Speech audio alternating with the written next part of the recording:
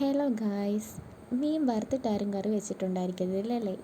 ഇങ്ങനെ ഒന്ന് ട്രൈ ചെയ്ത് നോക്കണേ. എണ്ണ ഒഴിച്ചിട്ട് അതിൻ്റെ അകത്തോട്ട് ഉലുവ നല്ലപോലെ മൂപ്പിക്കണം. നല്ല മൂപ്പിച്ച് കഴിഞ്ഞിട്ട് അതിൻ്റെ അകത്തോട്ട് ഇഞ്ചിയും വെളുത്തുള്ളിയും ഇട്ട് അതൊരു ബ്രൗൺ കളർ ആവുന്നോടം വരെ വഴറ്റി കഴിഞ്ഞിട്ട് നല്ലൊരു ബ്രൗൺ കളർ വരെ ആവണം.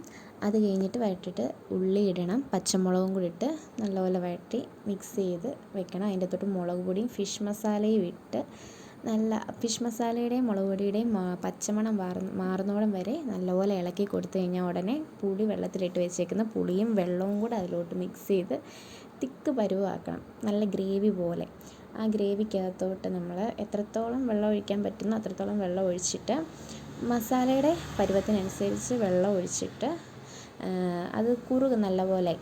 ഫിഷ് മസാല ഇട്ടേക്കുന്നത് കൊണ്ട് വെള്ളം ഒഴിക്കാം. ഉപ്പും ഇട്ട് അതിനെ ഒന്ന് തിളയ്ക്കാൻ വേണ്ടി വെയിറ്റ് ചെയ്യണം.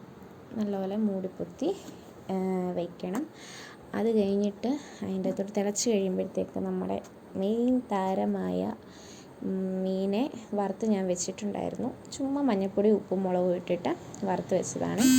അതതിൻ്റെ അകത്തോട്ടിട്ട് നല്ലപോലെ തിളയ്ക്കണം. ഒന്ന് നല്ല തിളച്ച് വരുമ്പോഴത്തേക്ക് തന്നെ നമുക്ക് തീ മാറ്റി വയ്ക്കാം. കാരണം ഫിഷ് നല്ലപോലെ വറുത്ത് ഫ്രൈ ചെയ്ത് വെച്ചേക്കുന്നത് കൊണ്ട് അതിൻ്റെ അകത്തോട്ട് കറിവേപ്പിലയും ഇട്ട് ഒന്ന് ജസ്റ്റ് തിളയ്ക്കുന്നിടം വരെ ഒന്ന് വെയിറ്റ് ചെയ്താൽ മതി. നല്ല മിക്സ് ചെയ്ത് വെക്കണം. അപ്പോഴത്തേക്ക് ഈ കറി കുറുകി വരും. അപ്പോൾ വീഡിയോ ഇഷ്ടമായെങ്കിൽ ഇത്രേ ഉള്ളൂ. വീഡിയോ ഇഷ്ടമായെങ്കിൽ ലൈക്ക് ചെയ്യുക, സബ്സ്ക്രൈബ്